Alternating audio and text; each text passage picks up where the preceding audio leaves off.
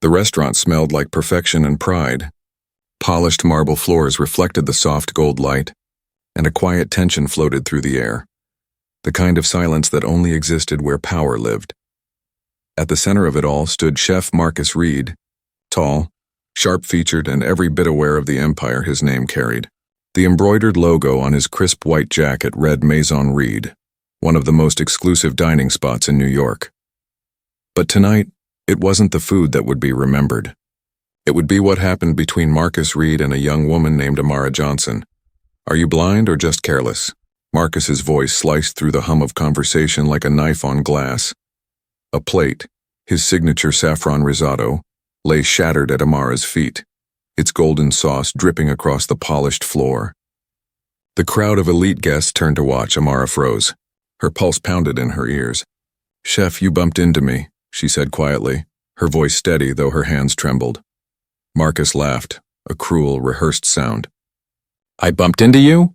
"Maybe in whatever kitchen you're from, the help blames the master when they make a mess." A ripple of discomfort passed through the dining room. Someone coughed. Another stared down at their plate. Amara's cheeks burned, but she kept her voice calm. "It was an accident." "Clean it up," Marcus ordered, pointing to the mess with his diamond-studded ring. "And be grateful we don't charge staff for breakage. That plate costs more than you make in a day." She knelt on the cold tile floor, collecting fragments of porcelain. Her palms stung as sharp edges cut into her skin. 6 years of culinary school. Top of her class. Dreams of running her own kitchen. All reduced to this moment of humiliation under the gaze of strangers who pretended not to see. "When you're done playing with broken dishes," Marcus said, loud enough for nearby tables to hear, "try not to ruin Table 7's order next." He smirked and straightened his jacket, the picture of arrogance. Behind him, a display of his cookbook gleamed near the host stand. Flavors of the World, by Marcus Reed. His smiling face on the cover, surrounded by spices he claimed to have discovered. Spices Amara knew by heart, the same ones her grandmother had used every Sunday in their small apartment in Atlanta. As Marcus walked away, he leaned close and murmured, "I saw your application for line cook. Ambitious. But this kitchen demands excellence. Not charity." Her throat tightened. In her pocket, her phone buzzed, a reminder for her mother's evening medication. She thought of the prescription bills waiting at home, the overdue rent, the cost of care. This job was all she had left. Nearby, a woman in a dark green dress scribbled quietly into her phone. A food critic. Amara noticed the small logo of the New York Herald. The James Beard evaluator was coming in 3 weeks, everyone knew that. The stakes were high. Marcus Reed wasn't just cruel. He was desperate to protect his empire. As Amara rose, her hands still dusted with shards, the smell of burning saffron filled the air. Marcus's prized sauce had caught on the stove. He didn't notice. But Amara did. Her grandmother's voice echoed in memory. "They think our food is simple because they don't understand its soul." The thought stayed with her long after her shift ended. Amara's apartment was small but spotless. The kind of place where everything had to have purpose because there wasn't room for anything else. Her mother, Elaine, sat at the table already dressed for her night shift at the hospital. The smell of jollof rice filled the kitchen, warm and rich with tomatoes, garlic, and the spices that lived in Amara's hands like second nature. "You made this from scratch again?" Elaine asked with a tired smile. Amara nodded, plating her mother's food. "You have to eat before you take your pills." Elaine frowned at the growing list of medications on the counter. Every doctor adds something new but never explains why. They ate quietly for a moment, surrounded by framed photos of family back in Ghana, faces Amara barely remembered but always felt close to. "How's work?" Elaine finally asked. "You don't talk about it much." "It pays the bills," Amara said, scrubbing a spotless pot just to keep her hands busy. Her mother gave a knowing look. "Your grandmother would say you're collecting lessons, not paychecks." Amara laughed, but there was no joy in it. Lesson 1, smile while they humiliate you. "Chef Reed makes Gordon Ramsay look gentle." Elaine pointed with her fork. "That man on TV? Talking about discovering West African cuisine?" "That's your boss, right?" Amara's stomach turned. "He calls our recipes exotic. He doesn't even toast the grains before grinding. It's just fancy plating over stolen flavor." "Then show him how it's done," Elaine said softly. "And lose the job that pays for your medicine? I can't risk it." Her mother reached out, her hand warm and firm. Your grandmother never cooked for approval. She cooked for truth. Amara looked at the microwave clock. 10:47 p.m. 3 hours before she had to sleep for her double shift tomorrow. 3 weeks until the insurance review. 3 weeks until she might lose everything. After Elaine left for work, Amara opened the bottom drawer of the cabinet, her most sacred place. Inside was a worn, leather-bound recipe book. Her grandmother's, not just recipes, but stories, notes, and secrets written in 3 different handwritings. Generations of women who'd turned struggle into art. She flipped to one page she knew by heart. Grilled red snapper with crushed millet and fermented bean sauce. Marcus Reed's so-called signature dish. Her chest tightened.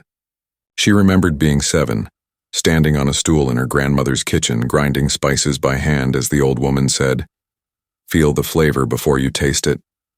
That night, Amara didn't sleep. Instead, she gathered what ingredients she had, some from her pantry, others from the small garden on her balcony. And she cooked. She moved with a quiet fire, each motion filled with purpose. Every stir, every cut, every sprinkle of spice was a rebellion. 2 hours later, she plated the dish, her grandmother's recipe reborn with her own precision. It wasn't fancy. It was honest. She took a photo with her cracked phone and tasted it. The blend of heat, sweetness, and depth filled her chest with warmth and grief all at once. On her screen, a notification flashed.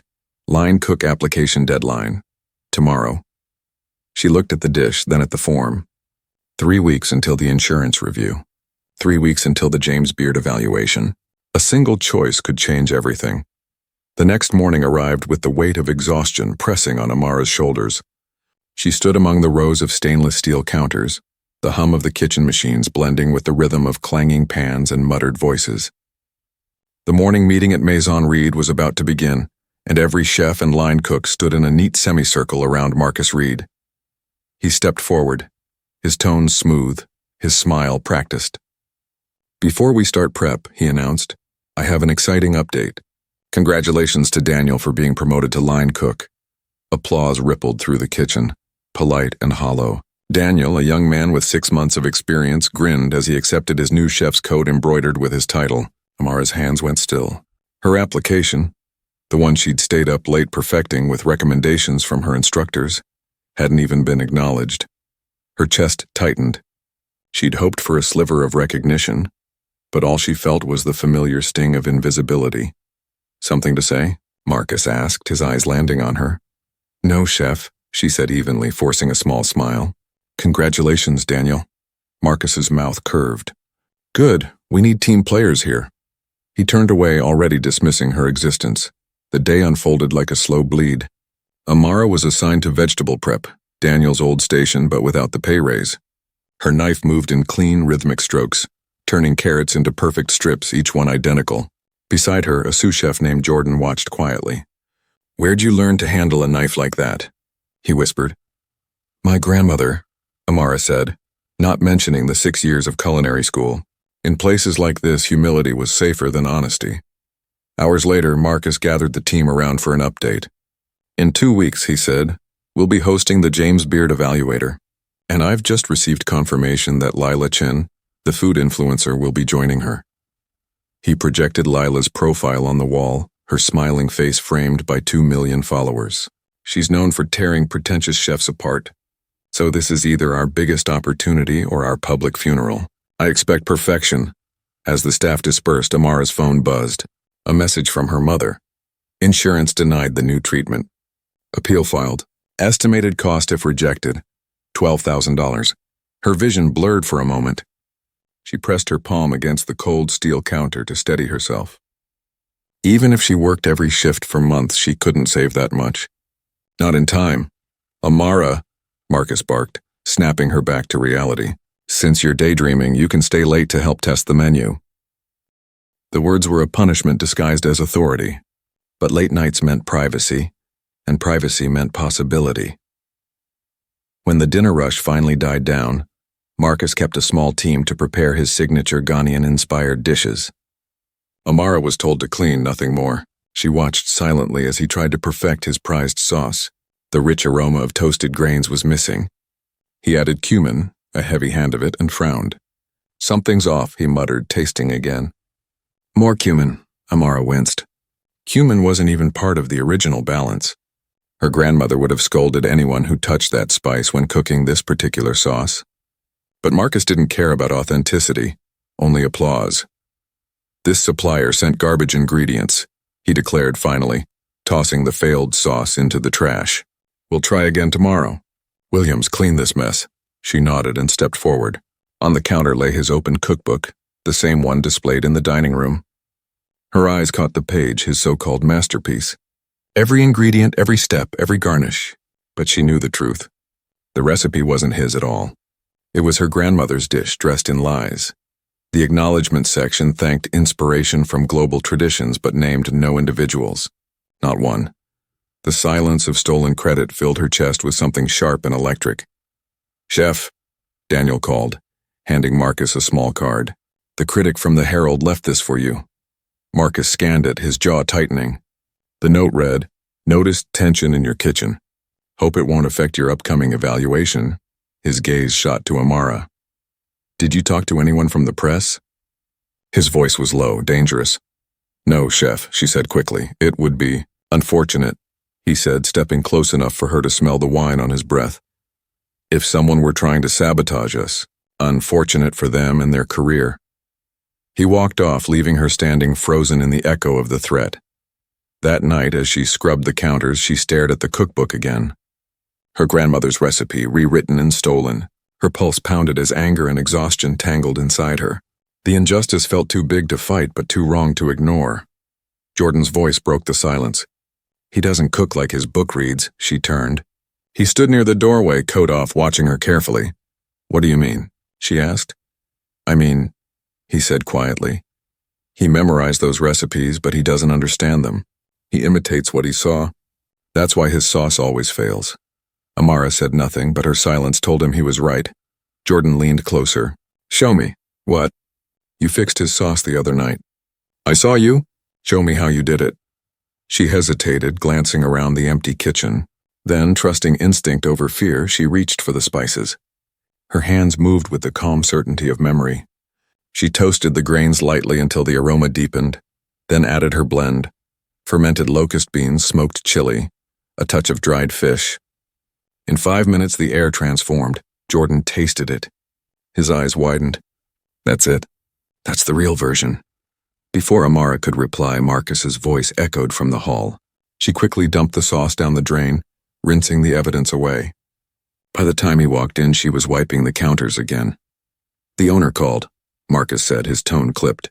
"There's a rumor about tension in my kitchen. Someone's getting fired if this evaluation goes wrong." His eyes lingered on her for a heartbeat too long. At 1 a.m, Amara left the restaurant. The city outside felt cold and endless. As she stepped into the night, her phone buzzed again. A new notification. Insurance appeal requires documentation within 5 business days. Case will close if not received. Her mother's future was ticking down second by second. Sleep didn't come. Instead, Amara lay awake, staring at the ceiling, her mind replaying the same thought. Some battles don't wait for you to choose them.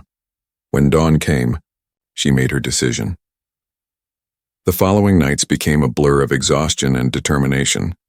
Amara worked her regular shifts during the day and stayed late under the excuse of cleaning or organizing.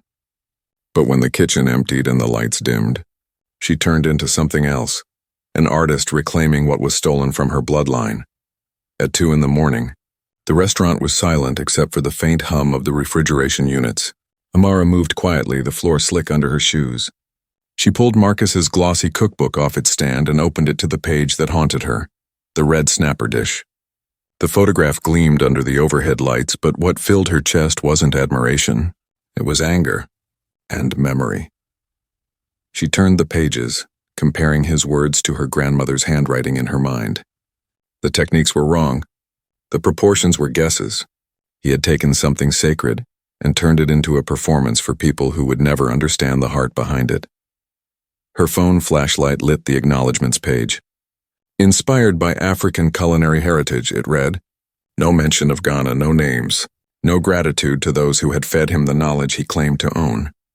Her grandmother had always said, if they steal your recipe, they steal your story. Behind her, a sound. A quiet shuffle. Amara spun around, heart racing. Jordan stood in the doorway, a soft half-smile on his face. Hands in his pockets. I thought everyone left, she said, closing the cookbook. Forgot my bus pass, he said lightly, then nodded toward the phone in her hand.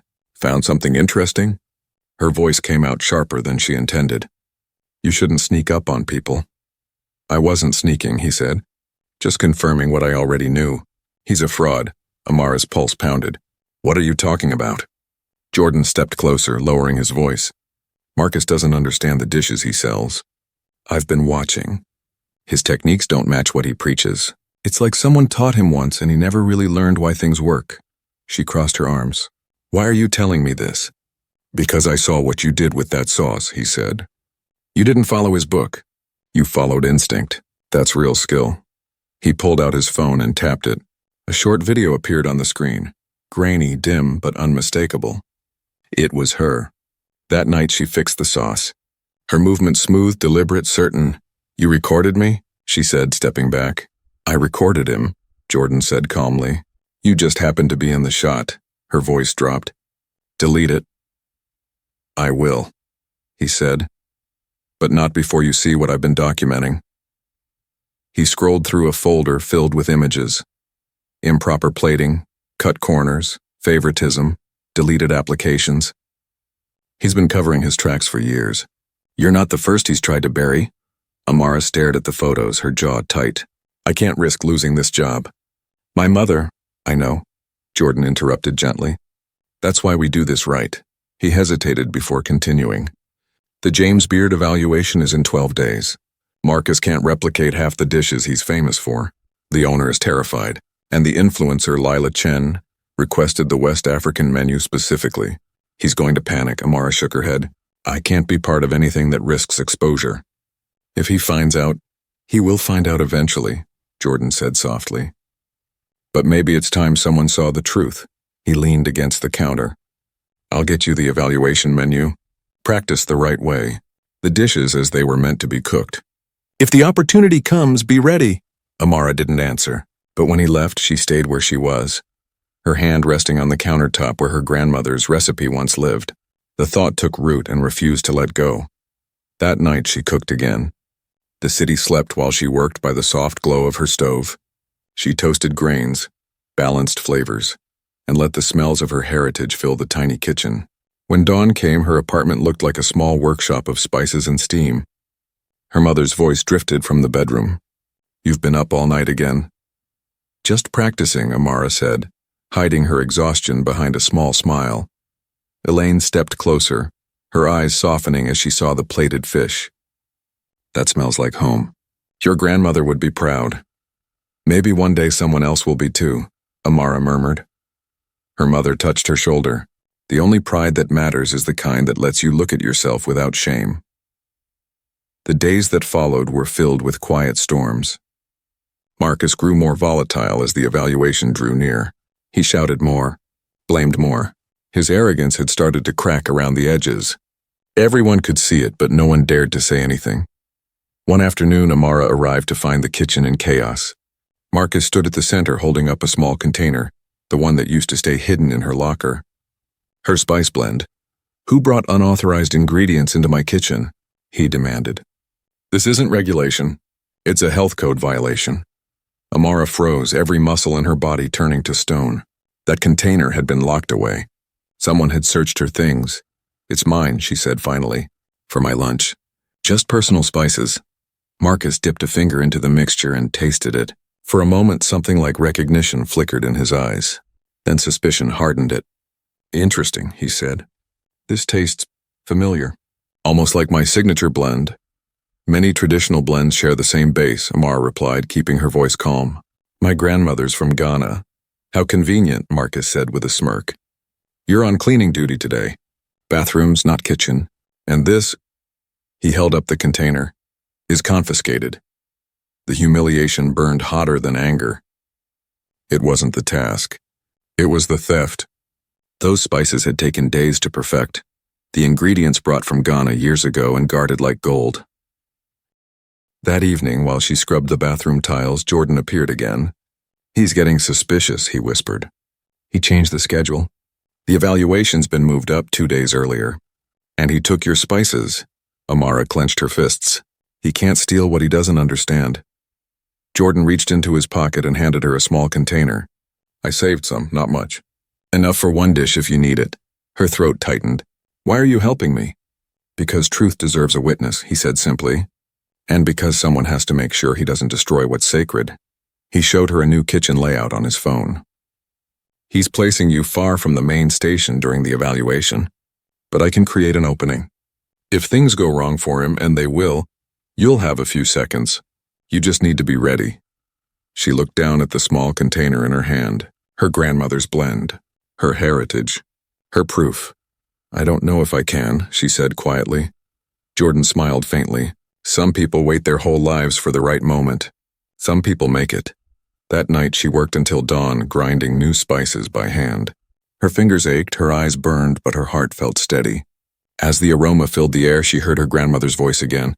Your gift is the truth in your hands. Don't let anyone silence that. When morning came, she tucked the spice blend into a hidden pocket she sewed into her uniform.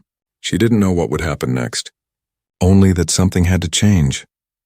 The morning of the evaluation arrived cloaked in a strange stillness. Even the city outside seemed to move slower, as if holding its breath. Inside Maison Reed, every station gleamed, every pan polished to mirror brightness. The staff moved with forced precision, each person painfully aware that one mistake could end a career. Amara stood at her assigned post, far from the center of action, exactly as Marcus had planned. Her heart thudded against her ribs like a metronome counting down to something inevitable. The secret pocket in her uniform felt heavy with the spice blend she had recreated. Her inheritance, her truth. Marcus moved like a storm contained in human form, snapping at sous chefs and throwing sharp glances toward every movement. Nothing leaves this kitchen without my approval, he said. His voice was steady, but his hands betrayed him. They trembled faintly when he adjusted his knife. Outside in the dining area, the 2 guests of honor had arrived. The James Beard evaluator, composed and inscrutable, sat at table 9. Beside her was Lila Chen, the influencer whose live streams could make or break reputations overnight. Her phone was already mounted on a tripod, red recording light blinking. Amara's phone buzzed silently in her pocket, but she didn't need to look. She already knew what it said. The insurance appeal for her mother's treatment denied. A payment plan offered instead. The numbers had been too large even before the debt had a countdown. Now they pressed on her chest like stone. Focus, she whispered to herself. The first 2 courses went out perfectly. Classic dishes, safe, controlled. The tension in the kitchen began to loosen until Marcus called. Prepare the signature dish. Red snapper with millet sauce. Daniel, start the fish. I'll handle the sauce. The words landed like thunder in Amara's mind. She could smell it already. The faint bitter note of unroasted grains, the sour edge of imbalance. Marcus followed the steps from his book, not from understanding. She could see every mistake before he made it. Grains dumped raw into oil, spices misaligned, flavor dying 1 stir at a time. Jordan caught her eye from across the kitchen. He didn't need to speak. She knew the plan. Marcus tasted the sauce and frowned. Panic flashed across his features. He added more chili, more salt, masking failure with fire. It's fine, he muttered, fooling no one. Then the maitre d' entered the kitchen. Chef, Miss Chen would like to capture footage of the final dish being plated. She's heading in now. Marcus's expression froze. Not yet, he said quickly. Delay her 5 minutes. She's already on her way. The owner approved it. A moment later, Lila Chen walked in with her phone streaming live to millions. Chef Reed, she greeted brightly. We're so excited to see the dish that made your name. Marcus pasted on a smile, blocking her view of the stove. Just finishing the sauce, he said. But she was already moving closer. Her camera caught everything. The bubbling mixture thickening into a dull, lifeless paste. The burnt edge darkening around the rim of the pan. Interesting aroma, she said, her tone polite but puzzled. Different from what I expected. Marcus forced a laugh. The complexity comes together at the end. He grabbed more ingredients, dumping them blindly into the pan. The smell curdled into failure. Jordan moved suddenly, bumping a tray from a nearby counter. A cascade of metal bowls crashed to the floor, echoing like thunder. Heads turned, shouts erupted. It was the opening. 3 seconds. Amara moved without thinking. Her hands found the pan. She slid it off the heat, straining out the burned residue, and reached into her hidden pocket. The scent of her grandmother's blend filled the air as she toasted the grains in a clean pan, swift and sure. The aroma bloomed, smoky, sweet, alive. She stirred the mixture back into the sauce, balancing it with the fermented paste that Marcus always ignored. When she finished, the kitchen smelled transformed, warm, complex, authentic. Marcus turned just as she stepped back. "What are you doing at my station?" His voice dropped to a hiss. "The sauce was breaking," she said evenly. "I fixed it." "You tampered with my recipe," he said, too low for the camera but sharp enough for everyone to hear.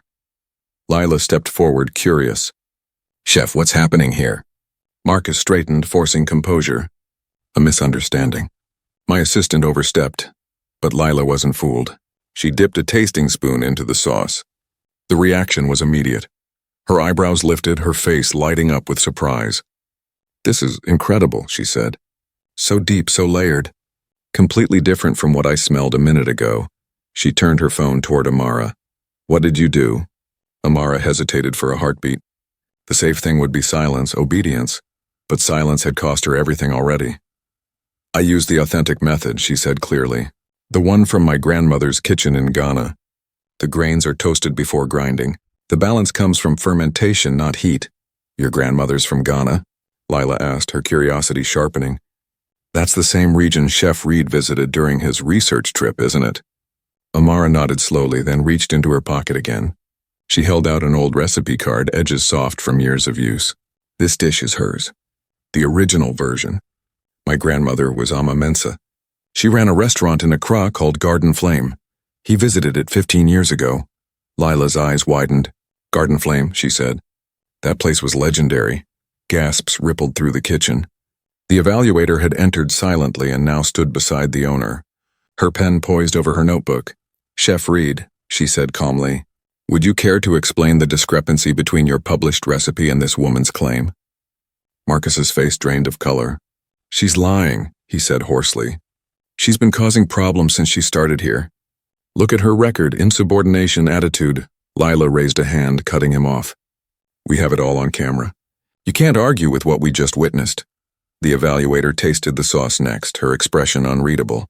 When she finally spoke, her tone carried quiet gravity. "This is the best execution of this dish I've ever encountered. The balance is exact. Miss Johnson?" She looked at Amara. "You've honored its origin beautifully." The owner saw where the wind was turning and seized control. "Mason Reed has always encouraged creative collaboration," he said smoothly. "Our chefs celebrate diverse voices. Miss Johnson has clearly elevated our work." Marcus turned on him. "You can't—" "I think we'll discuss this privately," the owner interrupted, his smile taut. The live feed continued, millions watching as the story unfolded in real time. Comments streamed across the screen. "Give her credit. Stop stealing our culture. This is real talent." Lila handed Amara a second spoon. "Finish the dish," she said quietly. Amara's hands didn't tremble as she plated the fish. Every motion came from memory, each step carrying her grandmother's rhythm. When she was done, the plate glowed under the kitchen lights. Simple, elegant, alive with truth. The evaluator tasted first, then Lila. Both women exchanged a look of wordless agreement. "This," Lila said softly, "is what authenticity tastes like. This is what respect looks like."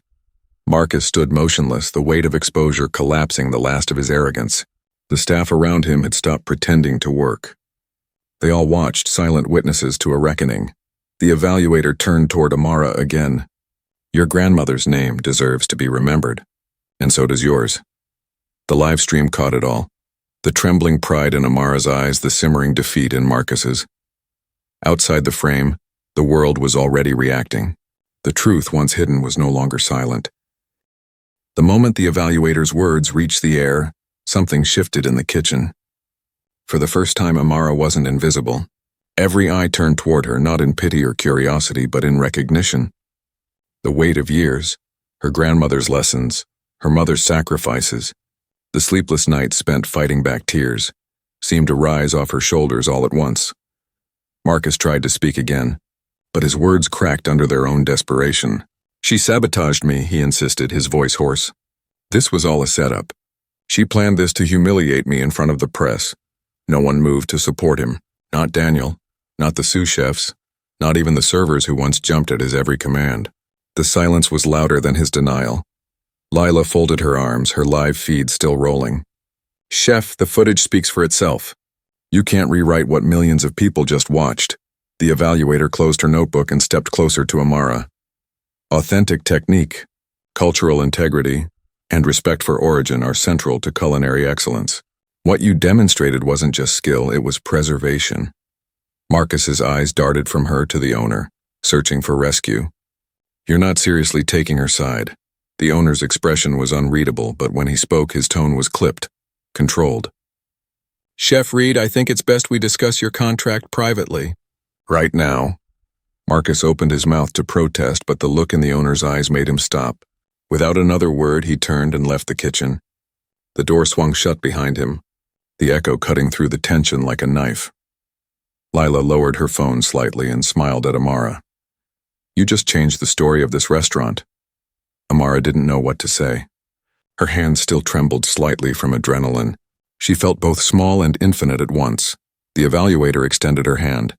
"I'll be recommending Maison Reed, no, Maison Johnson if you ask me, for consideration in our new category next year. Culinary heritage preservation. You've earned it."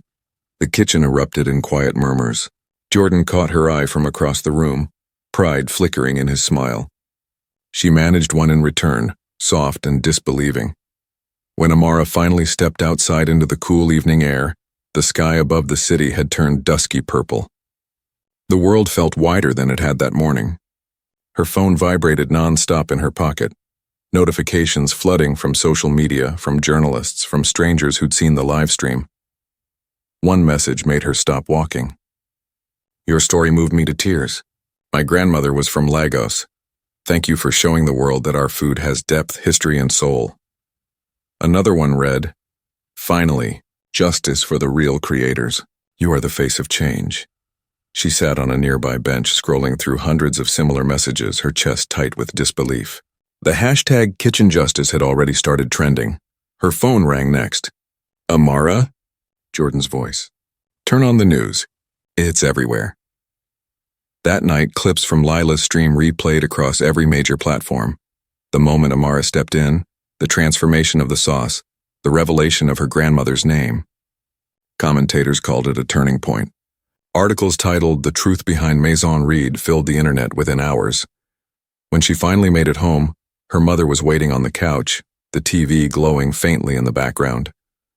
Elaine's eyes were wet, her voice trembling with pride. "Your grandmother would have laughed so loud tonight," she said, wiping her cheeks. "She always said your hands carried her fire."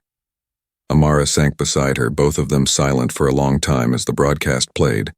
She had never seen her own name spoken on television before. A breaking headline scrolled across the screen. "Chef Marcus Reed issues statement following controversy."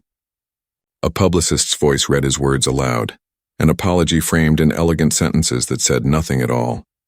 He admitted oversight and proper attribution, and promised to reflect on inclusivity in culinary spaces. He never mentioned her grandmother's name. Not once. Elaine reached for her daughter's hand. "Don't let his silence take away your truth." "I won't," Amara said. Her voice was steady now. Minutes later, a new email appeared on her phone. Subject: offer from Maison Reed Management. Her heart pounded as she opened it. The words blurred for a moment before coming into focus. "We would like to offer you the position of chef de cuisine for our new authentic heritage program. Full benefits. Immediate start." She read it twice, then a third time. The number beside her salary was enough to pay off her mother's medical bills entirely. Her mother leaned over to read with her and gasped softly. "Baby," she whispered. "You did it." Amara couldn't find the words. She laughed through her tears instead, the kind of laugh that comes when the world finally turns toward you after years of facing the other way. In the days that followed, Marcus's empire collapsed. Former employees came forward with their own stories of discrimination and theft. Investigative journalists uncovered old interviews where he'd used entire cultural recipes without credit. Within a week, his cookbook publisher suspended distribution. His restaurant group announced his departure to pursue other opportunities. The irony wasn't lost on Amara. He had built his name on borrowed heritage, and now that truth had taken it back. The owner of Maison Reed, now rebranded simply as Maison, called her in for a private meeting. He looked weary but relieved, like a man who had just survived a storm. "The James Beard Foundation is creating a new advisory committee," he said. "They want you on it," Amara blinked. "Me? You," he said firmly. "They were impressed not just by your cooking, but by your understanding of history and culture. They believe you can help shape how we recognize authenticity in this industry." He slid a letter across the desk. The official seal of the foundation gleamed at the top. "There's also a publisher interested in your family's recipes," he added. "With your permission, they want to create a collection, your grandmother's dishes, your interpretations, properly attributed." For a moment, she just stared at the letter. It felt too big to belong to her. Too bright after years spent working in shadows. "And Marcus?" she finally asked. The owner's tone hardened. "He signed a termination agreement. Confidentiality clause, cultural education requirement. No chance to return until he proves he's learned. Justice doesn't always look neat, but it's justice all the same." Amara nodded. It was enough. More than enough. When she left the office, the kitchen buzzed with renewed energy. Staff who once ignored her now greeted her with respect. Jordan approached, a grin breaking through his usually calm expression. "Chef," he said teasingly, "how's it feel?" She smiled faintly. "Strange, good, right? Reservations are booked out for 2 months," he said. "People want to taste what truth feels like." That night, the restaurant's walls felt different. The same bricks, the same light, but now lined with photographs of culinary pioneers from around the world. Faces that had been forgotten now standing proudly in view. In the center hung a new image, a black and white photo of Ama Mensa smiling behind her stove in Ghana. Amara stood beneath it for a long time, her chest full and her throat tight. She whispered softly, "We're finally seen." And when she looked down at her hands, hands that had once been forced to scrub floors, hands that now shaped legacy, she smiled. The world had finally tasted the truth. 3 months later, the restaurant had transformed beyond recognition. What was once a cold palace of imitation had become a living, breathing space of heritage and truth. The name Maison now stood on its own, stripped of Reed's branding, rebuilt around something real. Guests no longer came just for status. They came for meaning, for the stories written into every flavor. The kitchen no longer trembled under fear. It hummed with energy, laughter, and quiet pride. Spices that once sat untouched in jars were now revered, measured with care and reverence. Young cooks from all over the city, immigrants, first-generation students, dreamers like Amara, filled the space, bringing the aromas of their homes with them. She had started a mentorship program for them, teaching technique but also history, insisting they never separate one from the other. Every day before service, Amara gathered the team for what she called the 5 breaths. They stood together, eyes closed, inhaling the scent of the spices around them. Then they began work, unified not by hierarchy but by craft. Jordan, now her sous chef, often caught her watching the new apprentices with that same quiet smile her grandmother used to wear. He'd tease her about it, but they both knew. It meant the chain had not been broken. On one wall of the dining room, a new plaque hung proudly beside the door. It bore the words Authentic Heritage Program, Culinary Truth Through Recognition. Beneath it, a framed James Beard certificate glowed under the light. The restaurant had not just earned a star. It had become a symbol. That evening, a familiar face returned. Lila Chen, her camera crew trailing behind her, walked through the doors to film a follow-up piece. "It's good to be back," she said with genuine warmth as she embraced Amara. "You've changed everything." "Not everything," Amara said softly. "Just what needed to be." They walked through the kitchen together. The once sterile air was now alive with color and rhythm. Lila pointed to a pot bubbling gently on the stove. "Is that the red snapper sauce?" Amara nodded. "The same one, but now it carries the right name." Printed on the menu that evening in gold lettering were the words, Afua Mensa's Ghana Coast Snapper. The acknowledgement sat proudly below the dish's description, alongside a short story about the woman who created it. Guests read it before tasting, learning before indulging. The dish had come full circle, reclaiming its name, its lineage, its soul. Lila's camera captured everything: the quiet power of the space, the humility of a kitchen that had found its truth. She turned to Amara. "Do you realize how many restaurants have reached out to replicate your program? You started a movement." Amara smiled, though her voice remained soft. "I didn't start it. My grandmother did. I just finally said her name out loud." Later that night, as dinner service began, Amara stood near the pass, watching plates leave the kitchen. Each one carried a piece of history. Each one told a story that would never again be erased. She felt her mother's presence before she even turned around. Elaine stood near the doorway, dressed in her hospital uniform, eyes shining. "I thought you had a shift," Amara said, smiling in surprise. "I couldn't miss your first fully booked night," Elaine replied. "Your grandmother would be so proud, baby." Amara reached out, taking her mother's hand. "You said once that pride doesn't come from approval. It comes from truth. I finally understand that." They stood together for a moment, silent but full. The kind of silence that didn't need words.